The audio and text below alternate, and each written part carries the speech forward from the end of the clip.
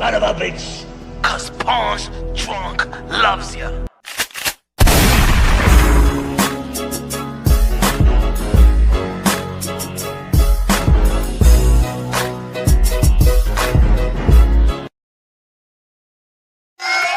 Yeah, you already know this is Pawn's drunk boxing, aka Mr. Shot himself, aka El Adobo, aka El Sazón, aka El Borracho, aka Café Bustelo, aka El Pastor de Boxeo. Ladies and gentlemen, good morning, good afternoon, good evening, wherever you at this side of heaven. God bless you all. Boxing. What's good, my drunky nation? What's good, my drunky nation? Energy. It's July, one of the hottest months for the sport of boxing, ladies and gentlemen. You already know, July 11th, Madison Square Garden, New York City, my city, one of the greatest cards in the history of the sport of boxing. You got a man that's around the 7th Division World Champion, super featherweight undisputed, La Reina de Boxeo, the greatest woman that ever laced them up, versus the Trailblazer, Katie Taylor, the 2th Division undisputed world champion, a fight that we've been waiting for, the trilogy that we've been waiting for. Y'all already know they gave us already 20 rounds of action, and they wanted to give us 10 more rounds and make it 30 rounds. We don't know if Amanda Serrano going to go to the body, barbecue the ribs, stop her. In the end of the day, that's the only way that she got to be Katie Taylor. She got to stop her. But shout out to the ladies, all the ladies that ever laced them up. What a beautiful call. We got Chantel Cameron, man, versus Jessica Camara. We got Shadeja Green versus Savannah Marshall. We got Alicia. But I'm going in the card. Man, it's going to be an epic July 11th. And then the next day, we got a good card. Y'all already know the Phenom in the 168-pound division, Brooklyn's own Edgar Berlanga versus Hazam, whatever his name is. Shiraz, the one that robbed my Dominican brother, Carlos Adamas, el platanero, el manguco, los tres golpes. Hamza Shiraz. It's going to be a good fight. It's going to be a good fight in the co-main event or the main event. We don't know. We got Shakur Stevenson, the 3 Division world champion. Y'all already know. Unified the titles in the super featherweight division, was the lineal champion. B. Jamel Hearing and Oscar Valdez back-to-back. Don't question his resume. Shakur Stevenson is the real deal. The guy that have shown the less holes in his game. It's Shakur Stevenson versus William Cepeda, who, you know, used to be looked upon as the boogeyman in the lightweight division, right? But I don't think that's him. We seen him struggle with Tevin Farmer. We seen Kid Austin knock out Tevin Farmer. So I got Shakur Stevenson beating William Cepeda like he did Oscar Valdez, or probably even worse.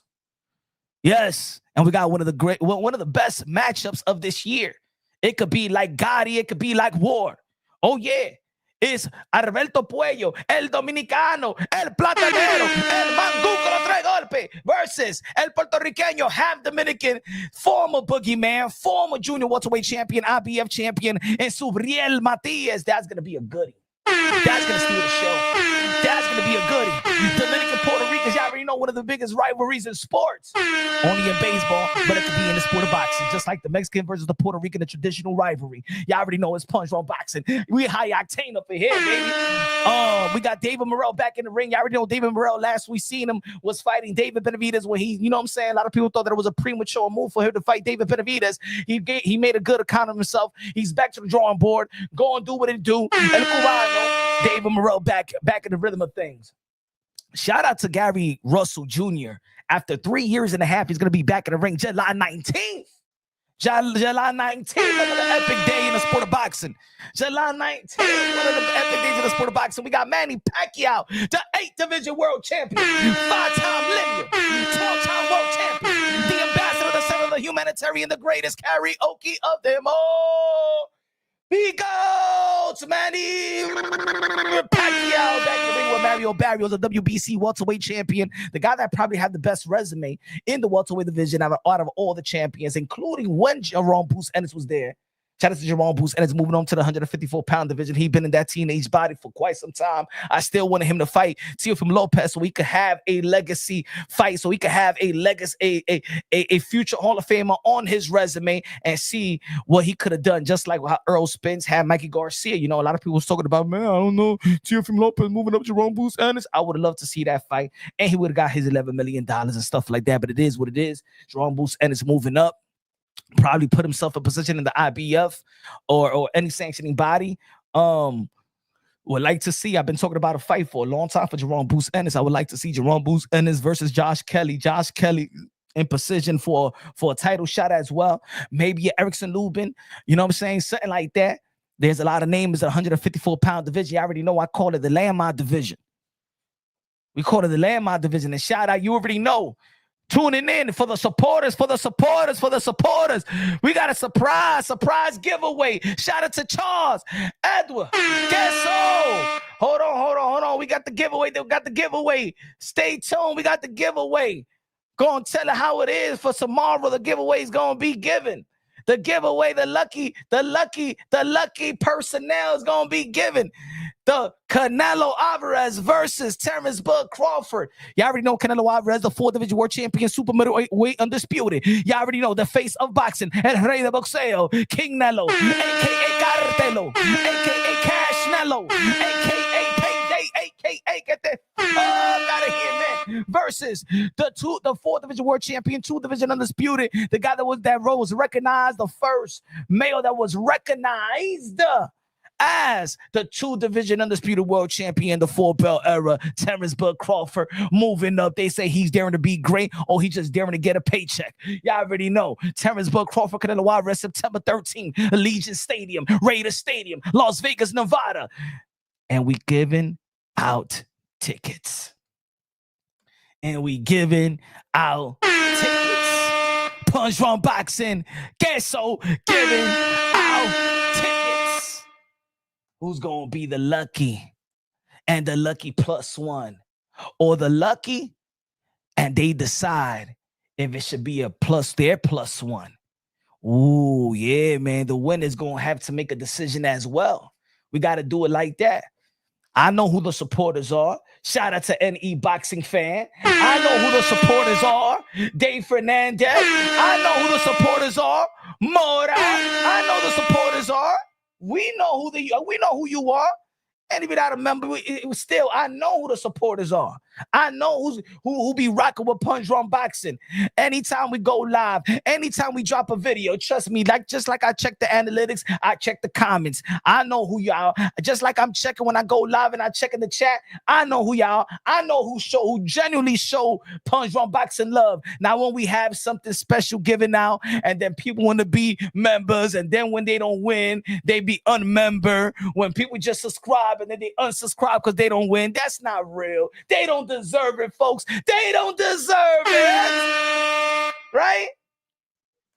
We can't put them in a bunch with the people that truly support. We can't push them in the butt. Maybe that was my mistake last time. We can't push them in the bunch. Huh? Oh, yo, Punch Drunk and Kesso giving out something. Let me subscribe. Let me become a member. I don't win. I'm out. Get the hell out of here. Nah. We don't need that. We don't need that type of energy. Kesso is too good for giving us that type of energy. Right, Mora? Right, NE Boxing Fan? Right, Dave Fernandez? We too good out here, man. We too genuine. We God-fearing people. So y'all could just come and use us, abuse us, and then throw us away because you don't get what you want. Ooh, sick. Yes. We're going to be talking about, hold on. Let me take this thing out of the way. We know who the supporters are. We know who the supporters are. Hold on, let me take this thing out of the way.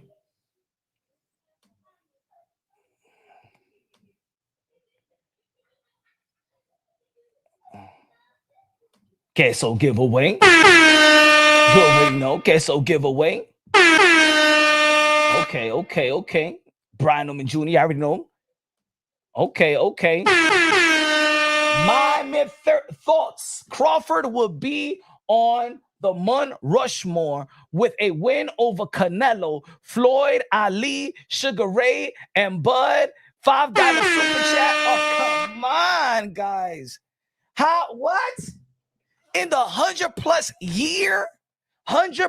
years of the Queensberry rule, if Bud just beats Canelo, he becomes the top 4 greatest. We're taking away Oscar De La Hoya beating Pernell Whitaker, Julio Cesar Chavez, what is it? Hector Camacho. We taking that away? Huh? Fernando Vargas? Huh?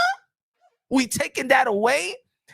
Huh? You telling me that he's gonna be in the but Floyd Mayweather beat Oscar, beat Manny Pacquiao, beat Shane Mosley, beat Cotto, beat Canelo, beat Luis Castillo, beat Ricky Hatton? What? Because Bud beats Canelo, he's in the month. No, sorry. You got to do more than that. Sorry, brother. I know. And look, we living in the moment right now, but we're going to be talking about the danger of living in the moment. Just like I was not living in the moment when Bud Crawford beat the quote unquote big fish, turned a tuna fish, Earl of True Spence. Right? Everybody thought that Bud Crawford could beat the world. Just like when people thought that when Canelo Alvarez beat Caleb Plant, and people were saying, yo, I think he could beat Baturbi. I think that he could really go up there and beat Usyk. Calm down, big boy. Come down, big boy.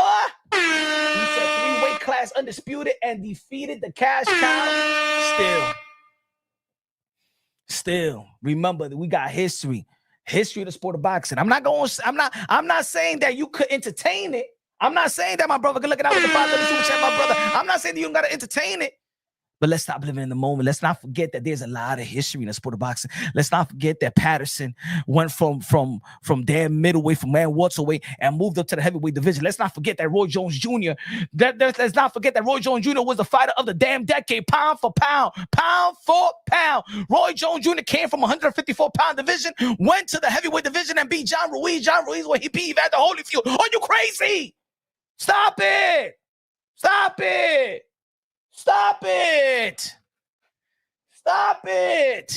Benny Bernard Hopkins, ahead of his time, beat James Toney when James Toney was regarded pound for pound. 1-2, you can flip it around that time. You crazy?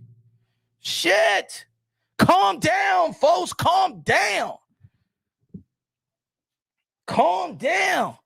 I'm not saying that Bud can't be great. I'm not saying that he can't be top 10. I'm about Mount Rushmore because no. And it also depends how he beat him. It also depends how he beat Canelo Alvarez, if he does beat Canelo Alvarez. Huh? I know Canelo Alvarez is not going to get any credit for beating Bud Crawford. So Bud Crawford is in a win-win situation. I know that Canelo Alvarez is not going to get no credit for being Bud Crawford. He didn't get no credit for being Jamel Charlo. Did y'all say the same thing about Jamel Charlo? Did y'all say if Jamel Charlo beat Canelo Alvarez that he'll at least beat top 10? No. He's undisputed in the 154-pound division, one of the landmine division, probably the most difficult division in the sport of boxing. But Crawford could tell you that. Tim Tszyu could tell you that. Fundura could tell you that. Huh? Come on, man. Come on now with the $2 super chat says he will be the only male 3-weight class undisputed. I get it. But let me tell you like this. I don't see him as the true, real, official 2-division undisputed world champion. The first, I see Teofimo Lopez because he beat Vasily Lomachenko and then beat Josh Taylor. He was supposed to be for the politics of the sport of boxing. So sorry. I know y'all don't like me saying it. I know y'all don't like to come with grips with that. I got to be honest. For me, Teofimo Lopez, when he beat Vasily Lomachenko, we all knew it. And then when he beat Josh Taylor, the undefeated, he only vacated his belt. That's why he's 2-time lineal. He did it first. In my eyes, just like Roy Jones Jr. told the whole world that Teofimo Lopez did it, he did it first, not Bud Crawford. Bud Crawford, yes. Written, yes. Recognized, yeah, because people kept his belt. How about if Earl of True Spence would have vacated his belt? You never would have. How about if he would have vacated one of his belts? I'm sorry, man. That 140-pound run is one of the weakest runs out of any undisputed. That 140-pound run was one of the weakest ones. I'm sorry. I mean, yes, he's undisputed. On paper, that's why I always say on paper. I'm sorry, with accomplishments. I always say with accomplishments, Bud Crawford is a first ballot Hall of Famer. But when I look at his resume, he's third tier Hall of Fame. Now with a Canelo Alvarez in his record, oh, good. But come on. Stoppage, change your mind in the Mount Rushmore. That will put him top 10. That's what he'll remember, my brother, Sugar Ray Leonard. Sugar Ray Leonard beat Hearn and Durang, and he went to the middleweight division after 3-year layoff and beat Hagler. I am sorry. All right, give me three. All right, the three names for Bud Crawford. If he beats Canelo Alvarez, will be Canelo, will be Spence in his prime. Shout out to that win. And Gamboa. Matter of fact, let's scratch Gamboa. Let's give one of the names that Bud Crawford said. Bud Crawford shot his legacy. Shot his legacy. Shot himself on the foot. Right? He said Ricky Burns. He said Victor Postal. So right, I'm gonna give him Canelo Alvarez, Earl Spence, Victor Postal, Sugar Ray Leonard, Hearn, Durang, and Hagler. Oscar De La Hoya, Camacho, Chavez, Pernell Whitaker, Floyd Mayweather, Canelo, Oscar, Pacquiao. Sorry, no. I won't even put him ahead of Manny Pacquiao. I won't put him ahead of Manny Pacquiao. And that's just talking about recent shit.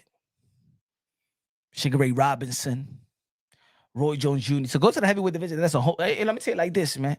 As much as people don't want to give him credit, and I know why people don't want to even talk about him like that because he's not American. But what Usyk did is not easy at all. What Usyk has done is not easy at all. Beating Tyson Fury and beating AJ, coming from a 200-pounder. Matter of fact, Usyk, his whole amateur career was really at 168.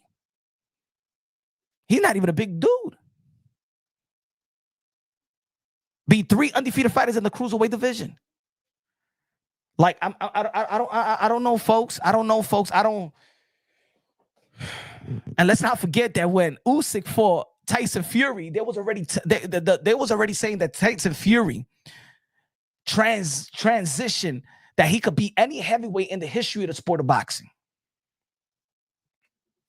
He observed some or Canelo accomplishment with a win. Shout out to Thoughts with a $5 super chat. Smash that like button. I'm liking. We got 36 people here. I'm liking this. You know why? I'm liking the boutique numbers. I'm liking the boutique numbers because the giveaway is gonna be easy. It's gonna be easy. The giveaway is gonna be easy. I already got people in mind. I like the boutique numbers.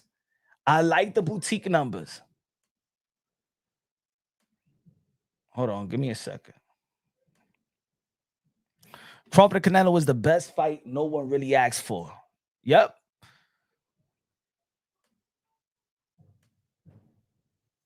Yep. I ain't asked for that fight.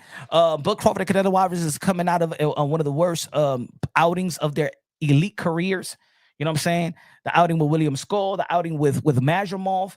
I'm just not gonna get fake by it. You know what I'm saying? Of course. And I'm gonna be honest. I know people don't like me saying this and stuff like that, but it is what it is. I'm a student of the game. I've been watching boxing my whole life. This is my life 24/7. I don't know. Depending how Bud Crawford beats Canelo Alvarez. If he hurts Canelo Alvarez, the first thing that's gonna pop in my mind, to be honest, is not gonna be skills. I'm sorry. I don't know. The first thing that is gonna come out of my mind, and this is unfortunate, is gonna be that if he's clean. Just because I've seen enough of Bud Crawford and I've seen enough of Canelo Alvarez. I've seen enough of Canelo Alvarez in the ring with devastating punches like Triple G, like Kovalev. You know what I'm saying? Daniel Jacobs. Daniel Jacobs got power. You know what I'm saying? Dimitri Bivol, he didn't get too overwhelmed. It's not like Dimitri Bivol demoralized him or something like that. It's going to be hard for me. It's going to be hard for people to convince me. Look, to be honest, I'm still not convinced that Marquez was clean versus Manny Pacquiao the last fight. He said, come on, Punch. Nah, I got to be honest. Come on. Yo, thoughts. This is not to throw any shades, but let's be real. Let's be honest. We're the same community that we talk about corruption all day. We talk about when somebody could cheat, people drugged up. We have dirty people. Look, the same thing. Look, I understand the same thing we could say about Eddie Reynoso. The same thing we could say about Eddie Reynoso. The same thing we could say about Snack Victor Conte. The same thing we could say about Memo. Right? Let's be real. That's going to be in the back of my mind. We never seen Canelo Alvarez hurt. So all of a sudden he's going to get hurt by a welterweight. I don't know. I think that's the first thing. I'm just being honest. That's the first thing that's going to pop in my mind. Yeah, Canelo literally got caught using PEDs, but you rather question Crawford. You see how you just saying, listen what I just said. I said it could be the level playing field. The level of the playing field. He got Eddie Reynoso, but Crawford got Victor Conte. Just like there was no issue with when it was Benavidez versus Demis Andre because it's Snack versus Memo. So it's the level playing field. Yes, Canelo Alvarez did pop dirty. We know that. But I'm just saying, let's be real, let's be honest. Just like we could look at Gervonta Tank Davis and Lamar Roach, and we could see corruption in the sport of boxing. It could be corrupted. Just like we see Marquez being with the strength and conditioning coach that's known for steroids, and then he had 4 fights with Manny Pacquiao, but the 4th one he knocked him out cold and never experienced that type of punishment.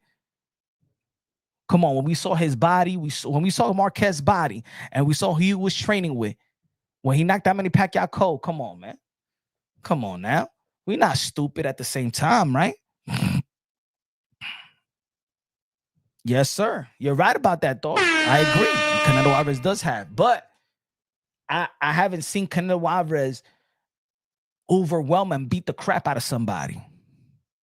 So what I'm saying is, if I seen what Bud Crawford did Mazurmov 154, and we seen that Canelo Alvarez never truly in his adult life never even got stumbled, staggered, dropped, and a welterweight is gonna come up and do that. No, I'm gonna say that something is enhanced. That's just me. If I want to play naive and act like, oh shit, Bud always had this power to knock out Canelo. We're talking about arguably the greatest shit in the history of the sport of boxing. Am I right? Now let me tell you like this: if Bud Crawford stops Canelo to the body, now we're talking. If Bud Crawford stops Canelo to the body, now we're talking. Now I'm saying okay, right? Because we've truly never seen somebody go to Canelo Alvarez's body. If you got the grenade chin, go to the body. Punch, but what about Manny Pacquiao? We can't forget he was training with Alexis Ariza, also known for you know what exactly. Just like they used to do to Manny Pacquiao, they did it to Manny Pacquiao, right? Leading up to the Floyd Mayweather fight. So let's be real. I'm just saying, you know what I'm saying? Jackie Hernandez la reina del boxeo. Jackie, what do you want? Jackie, what do we need? Jackie. There's no way Crawford could hurt Canelo. It's true, Dave Fernandez. It is no way. But I have a proper precision. Turkey, I shake Bud on ice. Bud, I don't want you to get a tune-up. Yo, I need a tune-up. I need a tune-up Turkey because I'm going to go to the 168-pound division to face Canelo Alvarez. You know what I'm saying? Look how I did versus Mazurmov. I need the activity. Shut the fuck up. I am investing in this. If you have it outing like Mazurmov, then what do we have? So what do I want you to do? Lock yourself. Go to training camp. I will call my friend Victor Conte, the Pablo Escobar PEDs. You already know that he's a magic man. The PED guru. Lock up. Victor, create the best performance and enhancing drugs you could think of. I'd have a lot of money running on this. You would go with Bomac. Make sure he does not eat the snacks. All right? All right, but Crawford, you would make sure that Bomac doesn't eat the snacks. All right? Build up, strong up, and then September 13th, I will show the world the power of the Turk.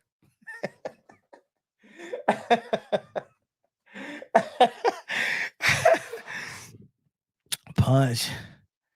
I saw the power of the Turk. So hurry up, my chocolate thunder. All right, get ready, prepare for war.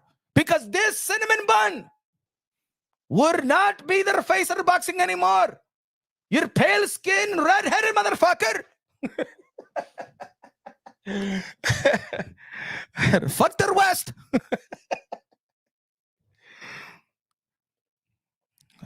But yeah, man. But as we know, we got a fight that a lot of people's talking about. We got a fight that a lot of people's talking about in the sport of boxing right now. We got to give a lot of kudos to Devin the Dream Haney for picking a fight Brian Norman Jr. He was chasing Teofimo Lopez. As a matter of fact, he was chasing Ryan Garcia. Ryan Garcia did lose the May 2nd on the Times Square date. Right? Devin Haney ran from Jose Ramirez, but at the end of the day, he won. And at the end of the day, winning was going to get you to the next stage of your career. Still going to keep up with the money and stuff like that. Underwhelming, but at the end of the day, he won. He kept his end of the bargain. Ryan Garcia lost to Rolly Romero. After that, Devin Haney signed to fight Teofimo Lopez. And me, I am still shocked to this day. I'm still shocked that my guy, the takeover, the captain of the generation, the commander-in-chief, Teofimo Lopez, ducked and avoided the Devin Haney fight. I'm still shocked. I am still shocked. I'm disappointed. I'm disappointed because I got to be honest. I'm honest. I think that Teofimo Lopez will still whoop Devin Haney and stuff like that, but I'm disappointed that my guy, the guy that he's the takeover. He take any challenge, no matter what. It's not about the money. It's about if it's not about it's about legacy. It's a legacy fight. One of the most accomplished fighters is Devin Haney. You beat him. You put that undefeated thing on your resume. Boom. You move on to the next. That will be on August. You got to fight on December. You make $20 plus million. 2025. I don't think that there's a real significant reason. Is there reasons? Yes, but they're significant. Does it give him a pass? No. I don't even know who Teofimo Lopez is going to be fighting next. At the end of the day, he did also decline to fight Brian Norman Jr. That's what Bob Arum said. So guess what? Devin Haney, like I've been saying for quite some time, is going to take advantage of Teofimo Lopez mishaps. So whatever he drops, he's going to pick it up. And now he's going to be fighting Brian Norman Jr. And a lot of people got high hopes. A lot of people saying that, nah, Devin Haney, nah, he ain't ready for no Brian Norman Jr. He ain't ready for no Brian Norman Jr. Brian Norman Jr. is dangerous. Brian Norman Jr. got power. Brian Norman Jr. just went to Japan and sushi some motherfuckers and stuff like that, man. He put that he knocked him out, put him on and put him on the roll, whatever, sushi roll, and kicked his ass, whatever. Brian Norman Jr. is dangerous, but let's not forget that Brian Norman Jr. also ducked the boot smoke. I could see in so many different ways. Oh, yeah, I like the fight. But damn, man, the Brian Norman Jr., I jump on that opportunity to fight Devin Haney because y'all seen Devin Haney probably has a weak link because of his last outing. Well, his last two outings. Oh, let's get the name. Let's get this easy fight. Shit, because we could have unified with Boots Ennis, and we're going to get paid more than we ever got paid. But no. So it tells me the mentality. Is it a business or confident? Should Brian Norman Jr. feel real confident to fight Devin Haney? Anybody should feel confident to fight Devin Haney after his last two outings. Do I look at you like a big bad wolf because now you want to fight Devin Haney? Or I look at you like, yeah, you rather not fight Boots Ennis. You rather have fought that other fight and then go to Japan and not fight Boots Ennis? I mean, I like the fight, Brian Norman Jr. and Devin Haney. I like the fight, right? But is Brian Norman Jr. the real deal? Is Brian Norman Jr. the best? They say he is the best. He's saying that, they're already saying he is the best welterweight. Even though that even Mario Barrios got a better resume in the welterweight division. Beating Dennis Ugas, right? Had good outings. Gonna be facing Manny Pacquiao. Brian Norman Jr. already the best. Wait a minute. Now, you may not like the style of Devin Haney, right? Maybe you may not like the style. Maybe you might not like Bill Haney and the way that he promotes in his mouth and stuff like that. Maybe you don't like how Devin Haney ran versus Jose Ramirez. But let me see it like this: Devin Haney is proven.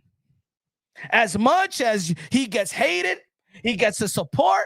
But one thing's facts, unbiased, logically, and objectively, Devin Haney is proven. It's not about passing the eye test. He already passed the eye test a long time ago.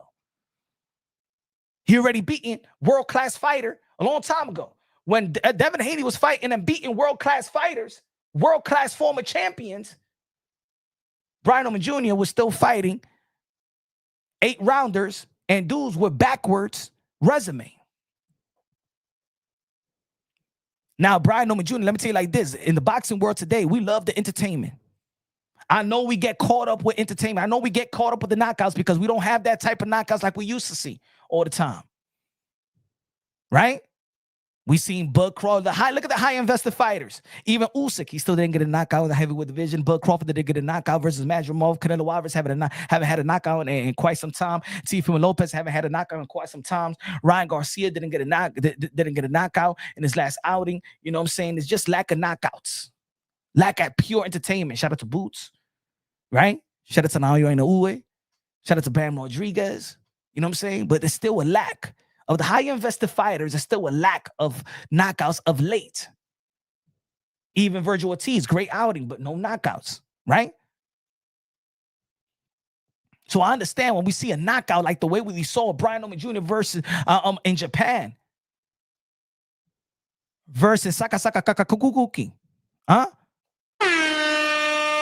We like, oh my God. Oh my God. He's the one. He's the second coming of Jesus Christ in the welterweight division. But look at no. Brian Oman Jr. has not convinced me that he's better than Devin Haney. Brian Oman Jr. did not convince me that he could beat Devin Haney because he knocked out Sakalaka Kuki. That's not convincing me. We watch boxing enough. We don't know if Brian Oman Jr. going to be the next Tim Tszyu. I remember the hype with Tim Tszyu. Yo, Tim Tszyu is better than Jermell Charlo. Tim Tszyu is better than everybody in 154. It got so crazy. It got so crazy that this man, Jermell Charlo, in the 154-pound division, cleaned out his division. Cleaned it out. Tim Tszyu was a hype job. And they say that he's already the best 154-pounder. Oh, yo, Jermell Charlo ducking Tim Tszyu. What? And I was arguing, what the fuck are y'all watching? What the hell is happening in the boxing world? What the hell did Tim Tszyu did that got you thinking that this guy that's undisputed, that cleaned out his division, that he's already better?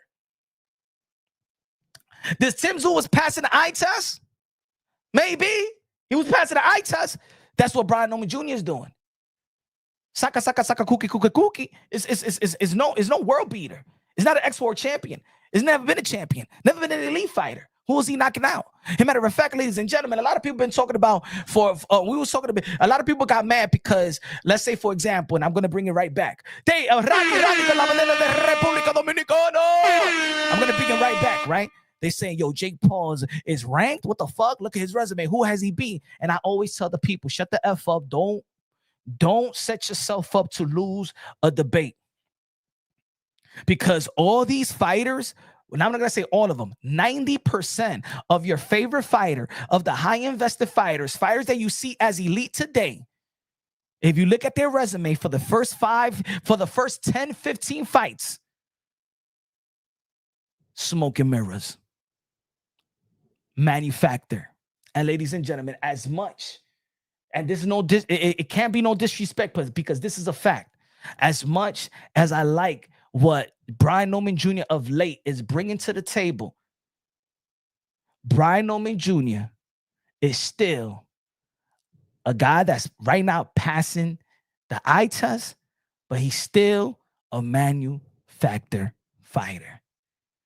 I like Brian Oman Sr. I like the way he promotes.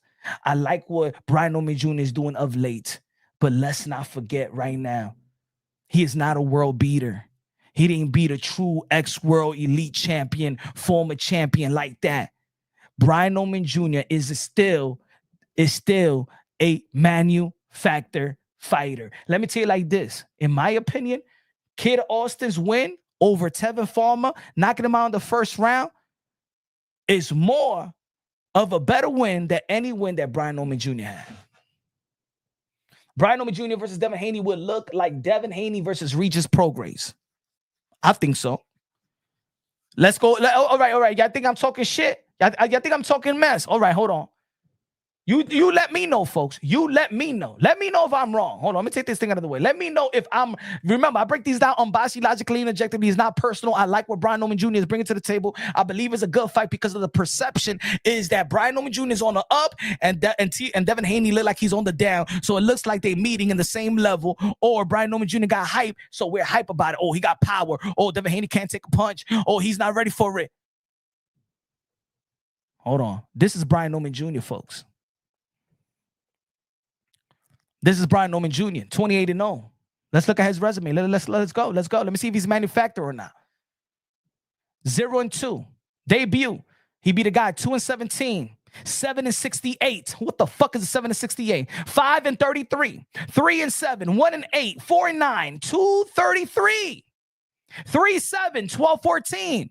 5-39. Look at these backwards fighters that he's fighting. 5-1, 7-2, 2 wins and 30 losses. 9 wins. Look, 2020 still fighting these guys. By the time 2019, Devin Haney is knocking out Antonio Moran. How we don't know that he's another Antonio Moran? Look at this record. Look at 7-10, 13-3, 18-10-8. Look at this. Ladies and gentlemen, I'm sorry. That does not convince me. That does not convince me. Already home with the $2 super chatty patty game. What's Michael Grant out here? Who's Michael Grant out here? I don't understand that one. Gary, that's a fact. A lot of your favorite boxers got manufactured records. All smokes and mirror against Teofimo Lopez, Cans, and Pay and Tigdad. Not even Devin Haney's record in Mexico looks like that. Not even Devin Haney's resume in Mexico. And Devin Haney gets a lot of criticism, right? Devin Haney gets a lot of criticism. Devin Haney get a lot of criticism for starting his career in Mexico. Look at this terrible resume. So why am I so... Why are we saying... He said, but Devin lost in Mexico. We don't know that. That's a narrative. We don't know that, boxing. That's just something that's been said, but hasn't been proven. Hasn't been proven. There's so much narrative going on Devin Haney, but let's calm down. Let's pull back away from this Devin Haney. Because you know what? Because the Devin Haney negative narrative smear campaign is lucrative in the YTBC. I know why people do it. I used to be a part of it, saying that Devin Haney is boring for me, but I kept it consistent. I always said that Devin Haney know how to win. I always said that Bill Haney is a trailblazer. I always said my videos are still up. I said that Devin Haney and Bill Haney was going to be the most powerful entity by the time that Devin Haney hits 30, and it looks that way. They're making all the right moves. All the right moves. I've been saying it. The only problem I had with Devin the Dream Haney is him parading when he got elevated. He should not parade because he ain't beat nobody. He should have been humble like Boots Ennis was and say, I don't feel like a champion because I didn't beat Earl Spence and Bud Crawford for the belt. So I don't feel like a champion. But Haney was shaming other champions like if he was a champion. So I kept it real. Now you're an email champion. You haven't done what Shakur Stevenson did and earn it. You haven't done what Teofimo Lopez did and beat Richard Comey and earn it. You're not in the same level at that time to be calling yourself a champion. You just got elevated. That's what I had a problem with. And then in terms of entertainment value, he's not one of my favorite fighters. He's not entertaining to me. Yeah, at the end of the day, I always say he knows how to win. He got one of the best jabs in the sport of boxing. I even said that. I even said several years ago that Devin Haney and Dimitri Bivol got the best jab in the sport of boxing. Give him credit. He know how to win. They know how to do business. But that doesn't mean that he is the guy that I like to watch, entertainment and stuff like that. But I know that the matchups that we have been talking about, Devin versus Tio, Devin versus Tang, Devin versus Shakur, Devin versus Ryan, these are fights that needed to take place, should be taking place because they're all linked to one another. And I also was giving props to Devin Haney when he started to sit down on his punches versus Jorge Linares, right? Jojo Diaz. The second fight, especially with George Camboso. Lomachenko, Regis Prograis, even Ryan Garcia when he was getting hit, he was getting beaten up from pillar to post. He ain't stand up and started running. He stood up and went after Ryan Garcia. Those are the facts. Regardless how he was the laughing stock in the sport of boxing, Devin Haney ain't run from nobody in terms of Ryan Garcia. Now, with Jose Ramirez, I'm going to give him the benefit of the doubt. Did he run? Hell the fuck. Yeah, he did run. Yet, did I think that he do it to secure the bag with Ryan Garcia, just making sure, let me secure the bag. Let me make sure I ain't going to break no knuckles. Let me make sure that I don't got no stitches that's gonna prolong the fight, that's going to give me $20+ million and stuff like that. I think it was more that than anything else. Did Devin Haney run? Yes. Is Devin Haney scared? I can't say he is, because look who he signed to fight. Did Devin Haney run versus Jose Ramirez? Yes. Did he run towards Teofimo Lopez? Did he run towards Brian Norman Jr.? Yes. Was he ready to fight Ryan Garcia? Was he running towards that potential fight? Yes. So call it. Which run you don't like? Because I like him running towards Brian Norman Jr. to get this fight in the 147-pound division. I'm liking that he ran towards Teofimo Lopez. I'm just mad that my guy Teofimo Lopez did not sign for the fight.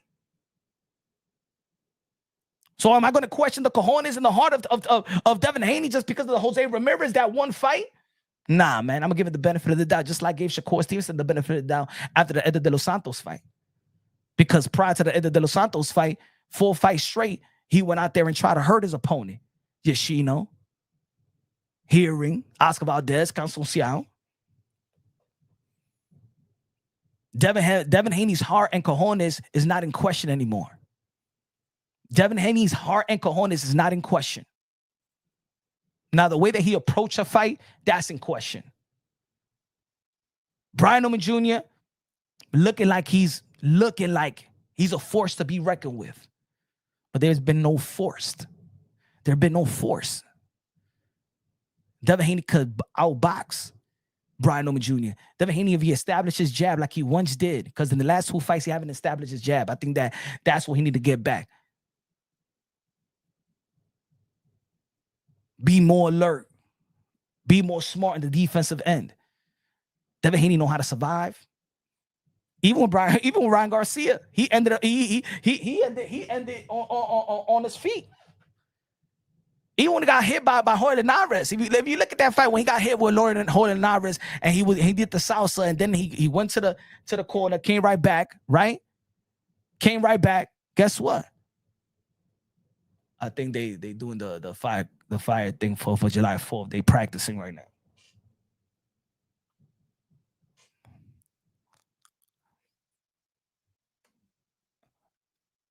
Brian Norman Jr., is he the real deal? Who did he beat for you to say he's the real deal, or he's hype? Or maybe you just believe in Brian Norman Jr.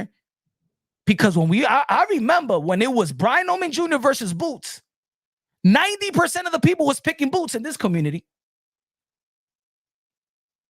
Matter of fact, I'm going to say it like this.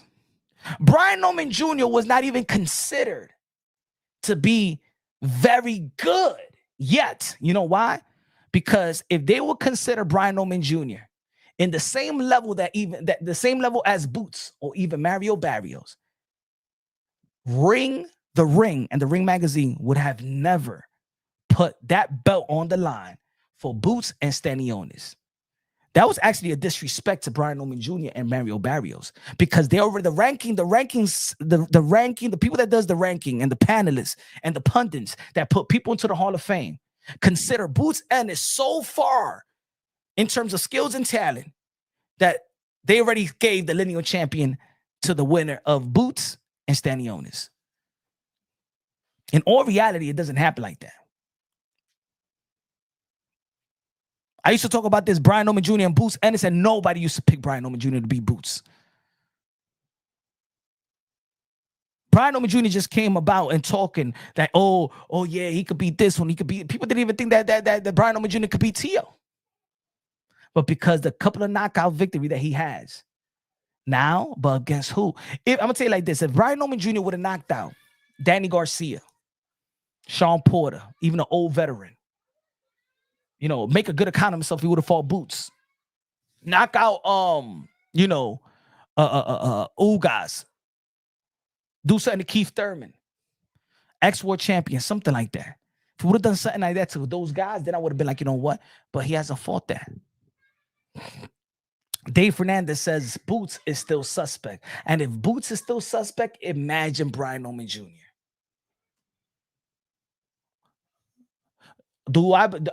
Maybe people believe in Brian Norman Jr. because they don't believe in Devin Haney. I'm just saying this because I want people to humble their assessment. You're going by the knockout in Japan, and you're going by how Devin Haney has fought lately.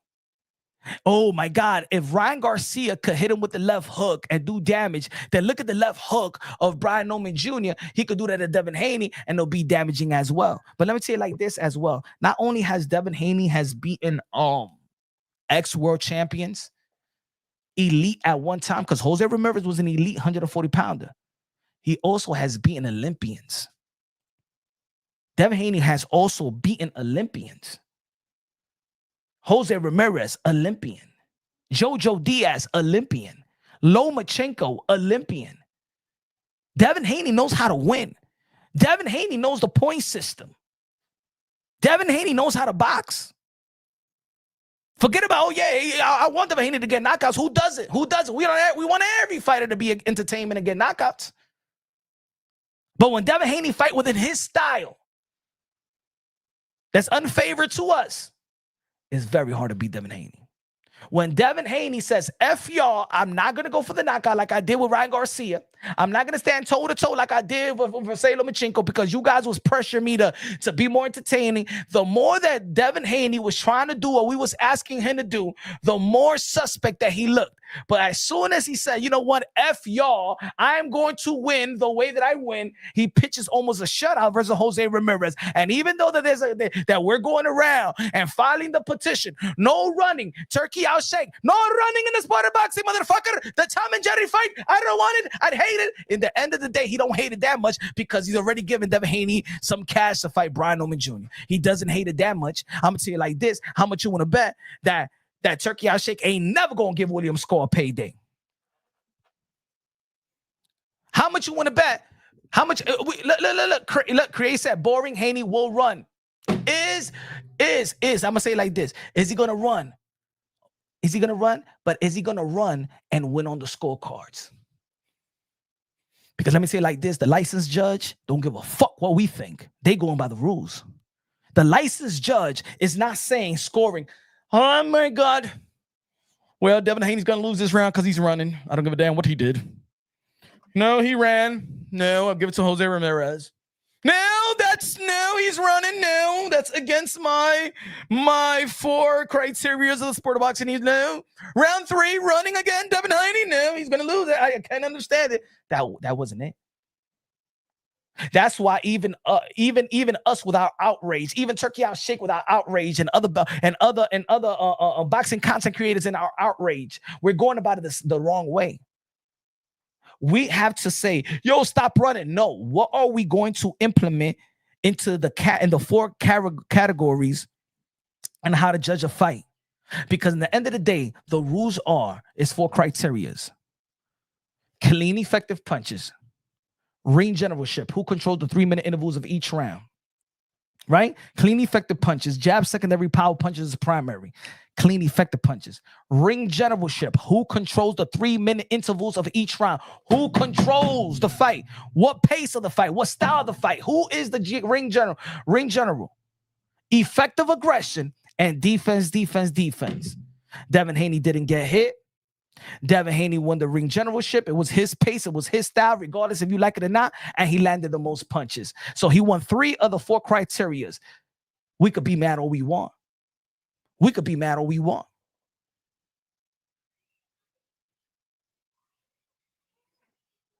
He said punch. The thing is that did Haney really win against Ramirez? I thought it was a draw. My brothers, man. Bro, it's not about what we think. It's about what the judges judge. Is they judging the judges, the licensed judge are judging the 4 criterias in the sport of boxing. Devin Haney is not breaking no rules. Devin Haney is fighting within the rules. Now, in the style of his fight, we could complain all he want, but to win a bout, what's good? Rap Star Boxing 9 is the voice of the UK, London. Devin Haney's not breaking the rules. Devin is fighting within boxing, within the criterias and winning those criterias by a large margin. What was look at the scorecard? Let me see. Let's find the scorecard. Let's find the scorecard. Hold on. Haney versus Ramirez. Scorecard.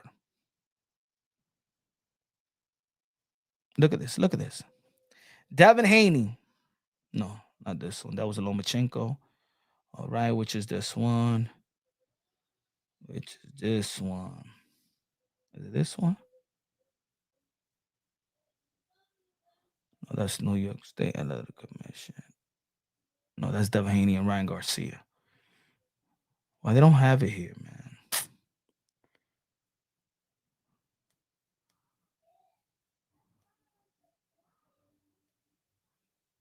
Round. Coño, where's the scorecards? Ramirez.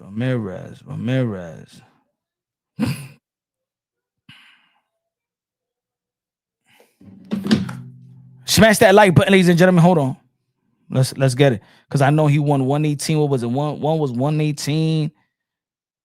Let me see.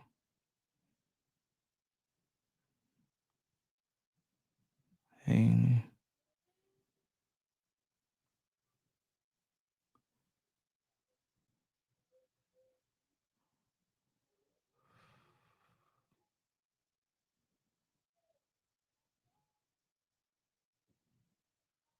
Haney gave. Okay. There you go. Coño, man. Why the Lomachenko? The only one that's showing is the Lomachenko one, man. I want to see the Ramirez and Haney one.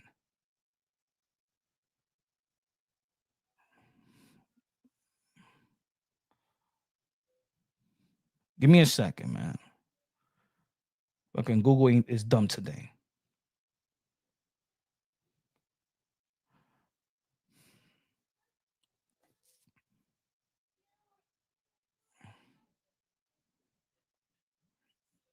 Okay, here's the scores. 119, 109. 119, 109. 118, 110. This is versus a former unified champion, 140-pound division, and former Olympian. So Jose Ramirez is not supposed to be any slouch. Former Olympian and former elite 140 unified champion that has a decent resume too. 119, 109, two scorecards gave me 119, 109, 118, 110. Now, let me tell you like this, to be honest. If I was Devin Haney and I hear that you guys are mad at me for running, oh, you a bum, oh, you this. The people that matter in the end of that 12th round is the three judges. And if I'm making all this million and the three judges giving me almost 8 passing, almost perfect scorecards, why would I change my style? Why would I change my style? Now Devin Haney getting another big fight. Why would I change my style? Devin Haney, to be honest, as much he got to be, to be honest, Devin Haney went to a Floyd mentality mode. Not that he fought like Floyd Mayweather, is that he went to the mentality that I don't give a F about y'all fans. I'm still going to get paid and I'm still going to win. And when I listened to y'all that I was boring and I'm not entertaining, I got my shit kicked in by Ryan Garcia because it's really not my style. And I almost lost to Lomachenko. Y'all told me that I lost to Lomachenko. Messing with Shaw is fucking up my business. Because in the end of the day, y'all going to hate me regardless. Let's be real, let's be honest. The boxing world gonna hate Devin Haney regardless. We hated him the way that he performed versus the Gambos of the world, the Santiagos of the world, that even George Camboso, the first fight of the we right? Boo, he's boring. Oh my God, boo, he's boring. Come on, be more entertaining. You don't got power. You got marshmallow fists. All right. Look how he went against, okay, he tried to knock out Cambosa in the second fight, especially in the second half of the fight. He tried to go after Jorge Linares before that. Remember that even after the fight, he told Jorge Linares, do I have power? Because he's young and he's listening to us, other boxing content creators. He's in social media just like all these other fighters. So now we playing into his psyche. Now he goes after the fight with Jorge Linares to ask him, do you feel my power? Because we're questioning his power. He went out there for the gusto. Even Bill Haney is in the social media. He's saying, yeah, go son in the 6th round. Go knock him out. Go knock him out. Devin Haney is pressing the fight. Boom, he gets hit. Oh, shit. Every time we tell Devin Haney to fight the way that we want him to fight, he goes to vulnerabilities. What Devin Haney did last fight, it says, F you to the fans and everybody looking. I'm going to win. I'm going to win. Because in the end of the day, I fought the way that y'all wanted me to fight versus Vasily Lomachenko. And y'all was throwing beers and y'all was throwing sodas at me in Las Vegas. I did what y'all wanted me to do versus Regis Prograis. I did what you wanted me to do versus Regis Prograis. Sit on my punches. I even knocked down Regis Prograis. As a matter of fact, while I was in 135, most of y'all even questioned me that I should stay at 135, get a nutritionist, because my power would not translate to the 140-pound division. But guess what I did? To a guy that never been knocked down, never went through adversity like that other than the Josh Taylor fight, right? And I knocked down Regis Prograis and beat him almost every round, handcuffed him and showed my power. And what y'all was talking about, my pay-per-view numbers. Y'all still wasn't satisfied with me. I gave you the Ryan Garcia fight. I went out there, tried my best. As a matter of fact, I didn't box. I didn't try to box. I tried to fight him. I tried to give y'all entertainment. He was knocking me down. As a matter of fact, he was knocking me down not one, not twice, 3 times. In the post-fight interview, I gave him the win. I was respectful. I was a professional. But guess what? He popped dirty. We all know he popped dirty. I even said on Punch Drunk Boxing that Ryan Garcia is going to get the benefit of the doubt because I know the hate of Devin Haney. He's going to get the benefit of the doubt. He got the benefit of the doubt. The only athlete, the only fighter, let's be real, let's be honest, because this is unbiased logically and objectively, and I'm putting myself also in the toxic smear campaign as well. Right? I was one of the channels that had to do something about it as well. Because I'm a fan of Ryan Garcia as well. I don't believe that Osterin beat Devin Haney, but he did pop motherfucking dirty. I don't believe that Osterin beat Devin Haney, but the reality is that he had PED in his system. Right? I don't think that Osterin helped either. But he did have that in his system. It was the skills that beat Ryan. I think that Ryan was in the worst shape of his life, of his career. I know I'm from New York. This is my city. Ryan Garcia was drunk on a Tuesday, bro. He was partying with my boy that he DJs in downtown. He like, and he hit me up, my boy. And he like, your boy Ryan Garcia, man, is twisted, bro. That's on a Tuesday. Fight week. So I know it wasn't Osterin. No, it wasn't Osterin. The dude was in New York City doing his thing, bro, having orgies and shit like that. For a fact. For a fact. And everybody knows what I'm saying. Even his team knows what the fuck I'm saying. So I know it wasn't Osterin that Ryan Garcia was in the worst shape of his career. So it was all skills. But in the end of the day, Ryan Garcia, and I say he was not going to get the benefit of the doubt. I said Devin Haney was not going to get the benefit of the doubt and probably will not get in the benefit of the doubt when push comes to shoves because his affiliation with the dirtiest player of the game in sports history in the Pablo Escobar of PEDs, Victor Conte. I'm sorry, you're never going to truly get the benefit of the doubt, especially when you're a hated fighter for whatever reason, because it's a lucrative narrative to hate on the Haneys. March 2nd, the promo leading up to the fight. I was there in the press conference in New York City. Devin Haney got the most boos. Why Devin Haney got the most boos to a guy that actually popped dirty? I thought in boxing, the guy that popped dirty should get the boos. I think right then and there, Devin Haney, when he was like, yeah, he's saying F you to the crowd, and he was going like this, Devin Haney is saying to himself, ain't nothing I could do that y'all gonna like me. I haven't shot nobody. I never killed nobody. I never did drugs. I never was drunk. Outside of the baby mama shit that just came out, but I'm talking about before that, and I don't believe her. That's just me. You know what I'm saying? I'm sorry for the ladies and stuff like that. Punch you. You can't say that. You don't know. I don't know. It's kind of weird. I knew that was that what she is saying now. I knew last year that was gonna happen. So Devin Haney figured out. Bill Haney figured out. We're always gonna be hated. It's time to capitalize off it. Time to make money off it, because it doesn't matter what you ask my son to do, what you ask Devin Haney to do, you always gonna hate him.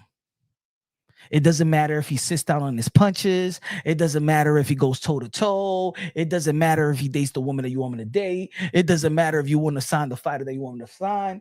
Devin Haney has humbled the boxing world. We called him from email champion. He took that email champion. He beat George Kambosos, and then he threw away the most disturbing belt of this generation, and that was the WBC franchise. He threw in the garbage. He was the only one that had the balls to throw it in the garbage. Win it, man. Get the fuck out of here. I ain't paying no damn sanctioning fees for this. He defended his world title. He could have left. Devin Haney could have left to the 147-pound division to the 140-pound division after beating George Kambosos in the rematch. He defended his world title versus Lomachenko, who is the darling of Top Rank, and that was his last fight, his last contract fight with Top Rank. Easily, corruption-wise, they would have took that away from Devin Haney. That was a gutsy move, and I went publicly and said, I don't think that Devin Haney should fight this fight.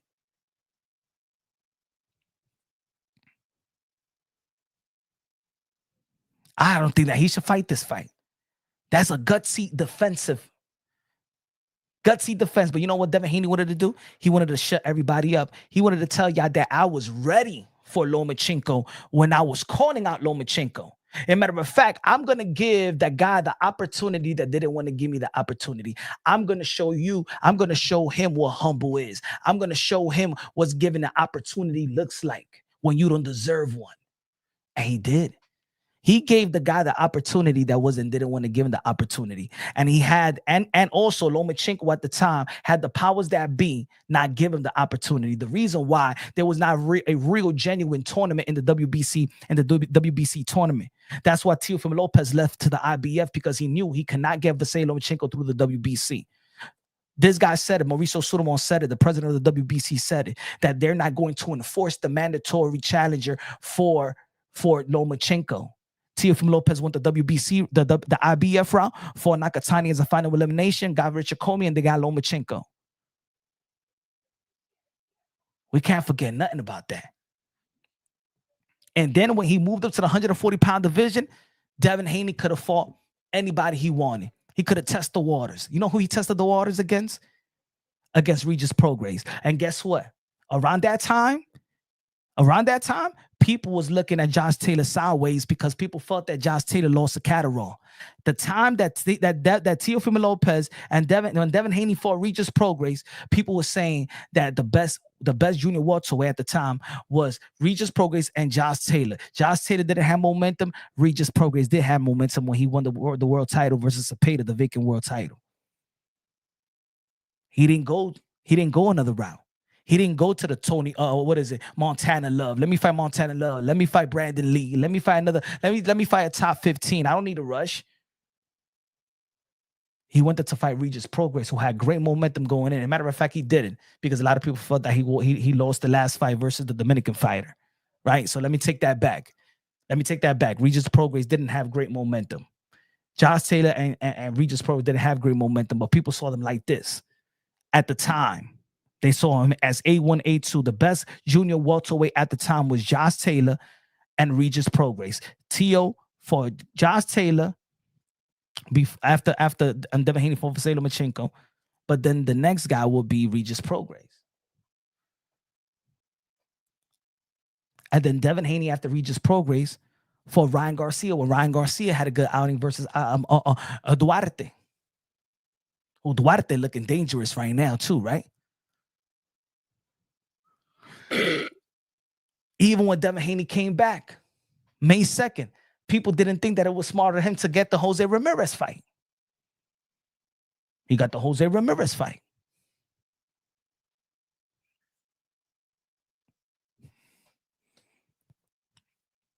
So does Devin Haney got cojones? Yes. Is Devin Haney ready to go? Yes. Is Brian Oman Jr. is accomplished like Devin Haney? No. Has he beaten the caliber of champions and fighters like Devin Haney? No. We don't know if Brian Oman Jr. is just another Antonio Moran, the guy that Devin Haney knocked out in 2019 and had the knockout of the year. So peep this. Even in 2019, when Devin Haney was nominated as to have one of the knockout of the year, it was him and Deontay Wilder. Remember that? Devin Haney and Deontay Wilder had the knockouts of the year. But still, we began this narrative of boring. It didn't matter. Devin Haney is a subject, a symbol to be hated, and is lucrative in the YTBC. And I'm keeping it real. When I give Devin Haney credit, I used to be people will unsubscribe to me. Oh, yo, Punch, yo, you flipping, yo, Punch, why you giving Devin Haney credit? Man, fuck Devin Haney. He's just underwhelming as a performer to me, but he knows how to win. And Bill Haney always put us in a position to have great opportunities for legacy and great paydays. These other fighters are actually jealous of Devin Haney's paydays. I'm a T.O. guy. I wish that T.O. has a manager. Now, I'm not going to even say that because I like Keith Connolly. And the thing is, I got to give credit to David McWaters as well, because David McWaters was a manager of the year. And David McWaters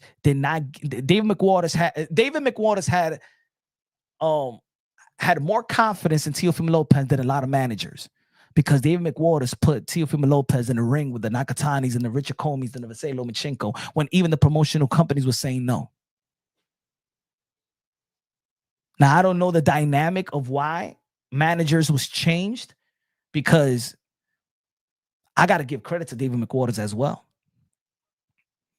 Now, I don't know the ins and outs of their contract, but looking from this side, that David McWaters got Teofimo Lopez the Richard Comey fight, got him the Lomachenko fight after that. That became the most viewed free boxing fight since Devin Haney. I mean, Teofimo Lopez and Teofimo Lopez versus Vasily Lomachenko was still the most viewed boxing bout for 4.3 million in this side of the pond. And then after that, David McWaters secured Teofimo Lopez to win a purse bid of $6.2 million by Triller. And then, but you already know what happened to that. But even the second bid of Matchroom Boxing was double than what Teofimo Lopez was about to go, triple what he was going to get from Top Rank. Now, let's say Teofimo Lopez would have beat George Camboso. Would the TOs would have been mad at Dave McWaters? Think about it. It's not David McWaters' fault.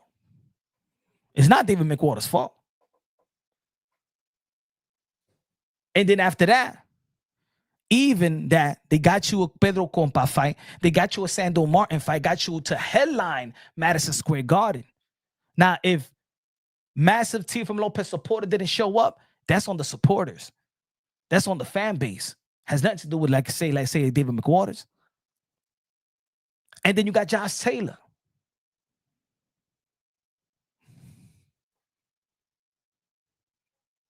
Now, again, I don't know the ins and outs of their contract. Now they got Keith Connolly, the same thing. Think about it. Keith Connolly locked down a 3-fight deal with Teofimo Lopez.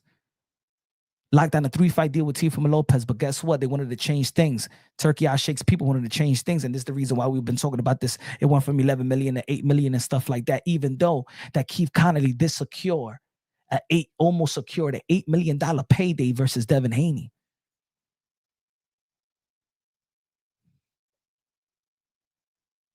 That Teofimo Lopez declined, not Keith Connolly.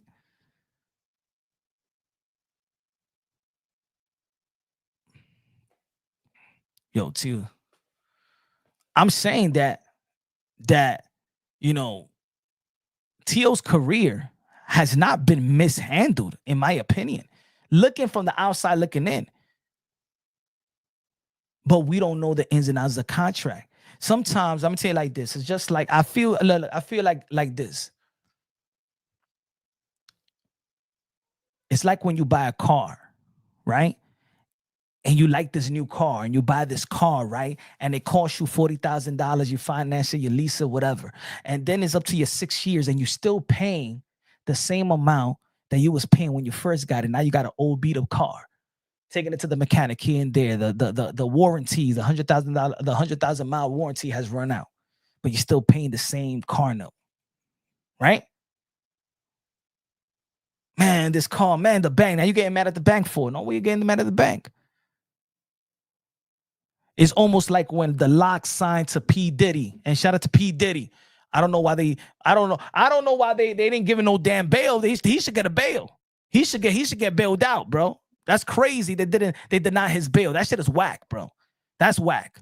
Not guilty. Shout out to Diddy. But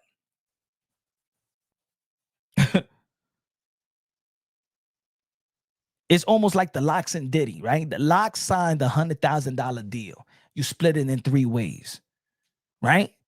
But as a 17-year-old, $100,000 and you split it in 3 ways with Sheik, with Jada Kiss and Styles P. For a 17-year-old, split $100,000. That shit is a gold mine, right? They didn't know their worth. They're only 17 years old. They don't know their worth. But then they start doing music. They start touring. They start making money. Now they know their worth. Then they start saying that, oh, yo, P. Diddy is effed up. Oh, yo, he's stealing. He got on a slave contract. No, you guys signed the contract. You guys just didn't know your worth at that time. But you build your worth, and now you getting mad at this other person. Why? You guys signed that contract when y'all thought that $100,000 was the most. So a lot of these fighters, they're not coming with a market value. They don't have any value. So these managers sign them, promoters signs them, and then they start getting notarized and stuff. But that's also the machine helping them. And then they get to the point to say, oh, F you robbing me. You ain't doing this for me. You ain't doing that for me. What about when you ain't had nothing, though? What about you ain't had nothing? What about the bonus I gave you when you had nothing? And that's what happens sometimes. Sometimes the fighter is in the wrong. Sometimes the manager is in the wrong. Sometimes promoters, because then, if you man cool and I'm helping your life as well, let's renegotiate a contract. I'm still willing to work with you, but let's make it to where let's be fair here. I'm still risking my life, and I'm gonna be loyal to you. You'll be loyal to our growth. How about that? You the first one to believe in me. You gave me my first opportunity. You got me out the hood. You got me paying. We had debts. You helped me out. Let me help you out. Let's help each other out. But fighters, just as much as I'm gonna say it like this, just as much that promoters and managers are looked upon the unfair ones, the fighters forget also. The fighters forget also.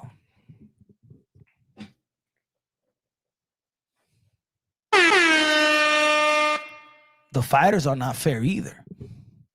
Just think about it yourself. Think about it. You get with a chick and she flat-chested, but she got a pretty face. And she's smart. But she flat-chested, no titties, no ass. She's not the that girl that everybody be like, yo, I want it, yo, she bad, yo. And then you buy her some titties and you buy her some ass, you buy her some gear, and now she looking like a model. And now she acting like you ain't shit. Oh, you don't do this for me. You don't do that for me. Now she on an up and up. Now she's smart, body, money, well taken care of. Now everybody looking at her like she a dime. And now she looking at you like, you haven't done this for me. You don't do nothing for me. Man, please, man. Any man will want to be with me. You lucky to have me. Any man will want to be with me. Then these boxers turn into them girls that get that fake titty and fake asses. Bitch, you manufacture. What the fuck are you talking about? You look good because I make you look good. And we a good team. But don't forget that behind that titty and behind that fake ass, It's still flat. It's still and you know what I'm saying? Don't forget about that.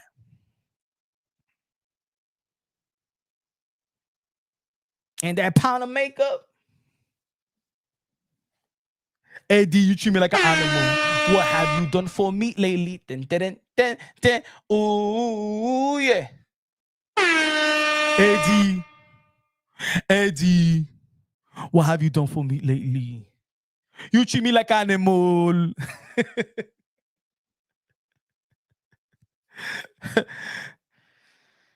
It's true.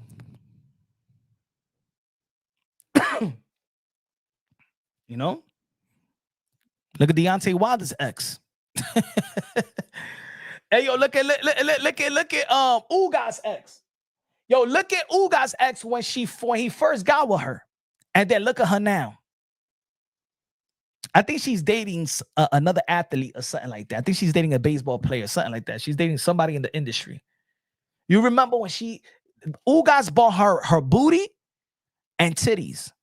She was a regular joint, right? Well, it was considered a regular joint.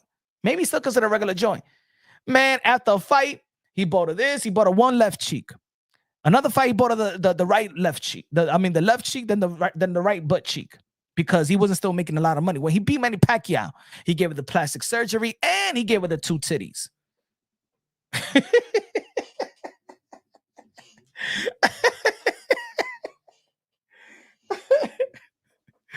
You feel me? Crazy. You were dead broke and naked, and now you want half. I want half. Please, you haven't done nothing to me. What have you done for me? I gave you papers. I gave you a left cheek, a right cheek, a left butt cheek, a right butt cheek. I gave you a left titty, a right titty. I gave you a little cheekbone. I stretch a little thing and have little chinky eyes and stuff like that. And I gave you money to get your own business. I gave you your own nail salon. I gave you your own whatever business. And now you too good for me. Now what I do for you? I haven't done nothing for you. That you could be whoever you could be whoever. I'm lucky. You lucky to have me. You gave her the lips.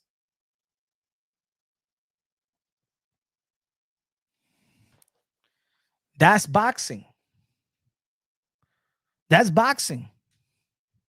For most, that's boxing. I'm not saying that's all the boxers, but I'm saying that in boxing, the biggest risk outside of you stepping inside that ring and risking your life, yes, the fighters. But do you know how much money does a manager spend? Do you know how much money does a manager invest in the first 4 years? I'm gonna give you an example. I'm going to give you an example because I'm gonna give you an example, right? Pick any fighter. Since we're talking about Devin Haney and Brian Norman, right? Peep this. I want you to peep this. Peep this. Peep this. Let's go to resume. We could go to whoever. Let's say, because we're talking about Devin Haney and Brian Norman. Let's go to Devin Haney. We go to all these fights. All these fights. All these fights. All these fights. All right, before you get televised, let's say, let's go to the when he gets his real big contract, right? He gets his real big contract with Matchroom Boxing with Saul Abdullaev, right? That's 2019.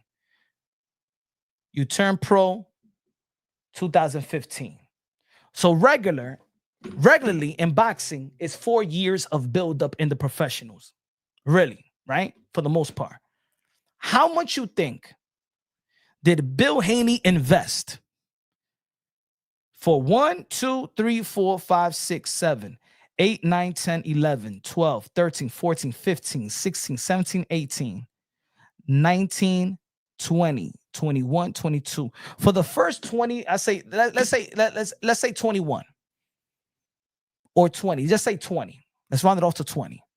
How much you think Bill Haney already spent building Devin Haney?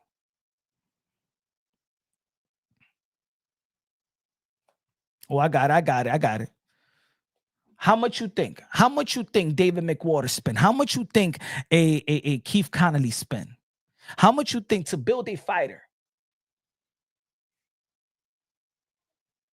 And when you're independent, how much you think that Kid Austin spent? Kid Austin's dad.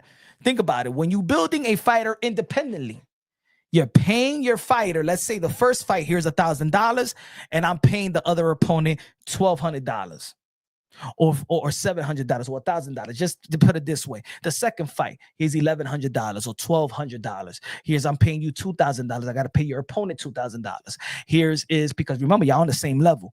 I'm paying you the next fight $3,000. I got to pay your opponent to fight you. Now you get he knows you get him $3,600. I got to pay $5,000.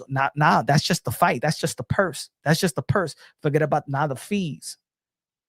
Now the camp. Nutritionists, the other coaches to train you, the gear. Camp fee is just as expensive as the money that you're paying the other fighter and your fighter. Let me tell you like this. By the time they get televised, these fighters get televised, you're already almost $100,000 in the hole.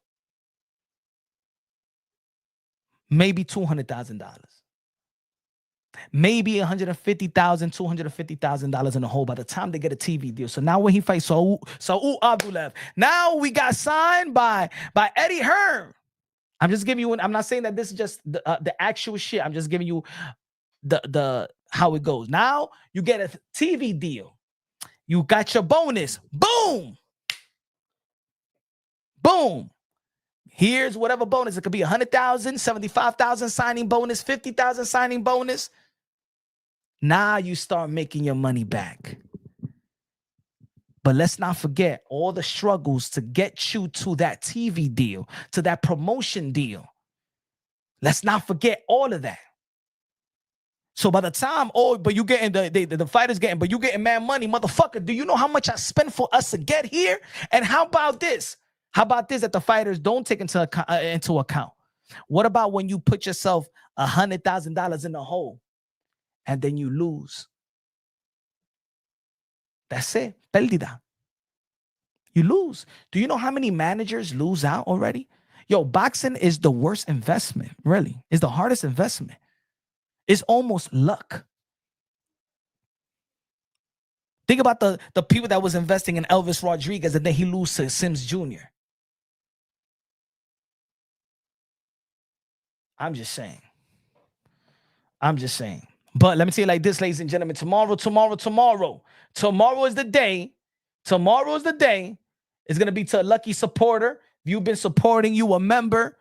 You've been a supporter, you a member. I get the queso giveaway. Tomorrow, 8 p.m. Eastern time. I'm going to say it like this. We will give a ticket giveaway to Canelo Alvarez, Bud Crawford, September 13th. Plane and hotel, all inclusive. Plane ticket, and hotel stay, baby. Tomorrow, and I'm going to say it like this. A supporter is going to win it. A special supporter going to win it. And that supporter is going to have the power to say +1 for themselves or +1 to give it to another supporter. They would choose which, because they've been in the channel as well, they would choose which other supporter deserves the giveaway.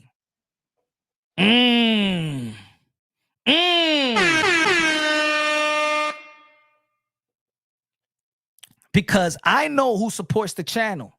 I know who's here faithfully every time. I check my analytics. I check the comment section. I check who's the members.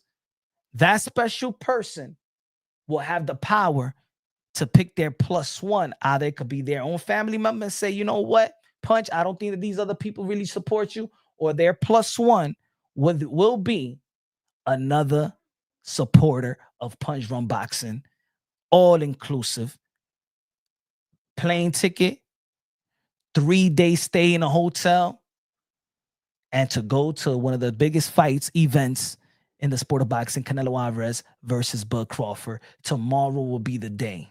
Tomorrow, 8 p.m. Eastern time. Justin, Punch, let's talk July 12th. Who you got, Puello Matias? Man, I'm still on the fence. I'm 50-50 on that one. Good looking out with the $5 super chat. But tomorrow we're gonna go live, and it's gonna be unlimited.